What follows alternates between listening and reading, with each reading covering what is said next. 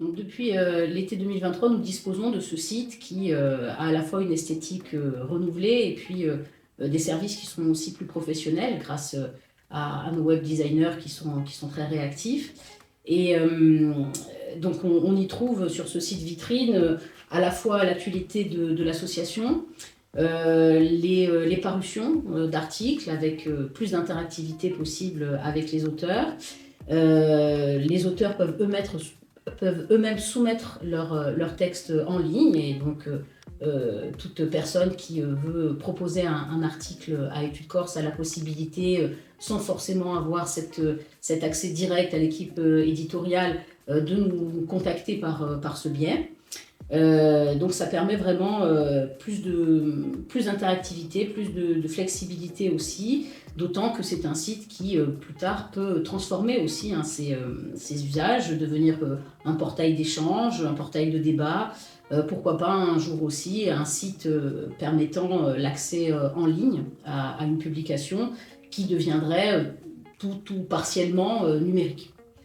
Alors le vrai défi, il est là, hein. Donc, quand on parle de digitalisation, de numérisation de la revue, en fait on parle de l'adaptation à trois éléments. C'est une perspective qui est possible, hein, cette digitalisation de la revue, qui est, j'allais même dire probable, mais qui n'est pas forcément imminente, puisque les défis auxquels elle veut répondre sont des défis dans le long terme.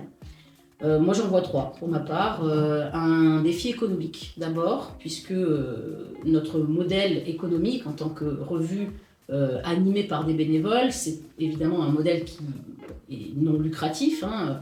Les auteurs, les animateurs de l'association, le travail d'édition de manière générale est un travail bénévole, mais il faut avoir aussi conscience que le travail d'impression, le travail de distribution également sont des coûts que les revenus de l'abonnement ne suffisent pas malheureusement à couvrir. Et donc publier en ligne, c'est un moyen qu'on ne peut pas se permettre d'ignorer, de pouvoir dans le même temps augmenter la diffusion et contrôler les coûts qui sont associés à cette diffusion. Donc ce premier élément, hein, qui est très pragmatiquement économique est à prendre en compte dans les enjeux de la digitalisation. Le deuxième élément, c'est celui d'une évolution du lectorat. Alors il faut tout de suite reconnaître à nos abonnés les plus fidèles qu'ils sont extrêmement attachés au format papier. C'est un format qui évidemment a toute sa place dans les bibliothèques, dans les médiathèques, mais aussi nous avons beaucoup de lecteurs qui sont attachés à voir les numéros s'aligner les uns après les autres sur les étagères de leur propre bibliothèque. Cela étant, beaucoup de lecteurs aujourd'hui sont quand même habitués, sinon à lire des articles, du moins à consulter le contenu d'une revue sur leur ordinateur, sur leur tablette, sur leur smartphone. Et ça, c'est un usage auquel il faut se préparer de façon progressive, évidemment, mais en investissant de manière progressive ce champ du digital. Et c'est d'autant plus vrai, et c'est un peu le troisième défi, que nous sommes une revue dite savante, une revue scientifique, qui se tourne évidemment vers le grand public, mais qui n'est pas à proprement parler une revue de vulgarisation, dans le sens où nous publions les produits d'une recherche originale, très souvent, et donc dont les usages vont être des usages académiques, qui sera lu par, en plus évidemment de nos abonnés, qui, nous espérons, nous lisent avec plaisir et par plaisir, mais nous avons aussi un usage, disons, plus professionnel, plus académique, qui est à prévoir, celui des étudiants et des chercheurs en sciences humaines. Et pour eux, les pratiques de consultation sont évidemment assez différentes.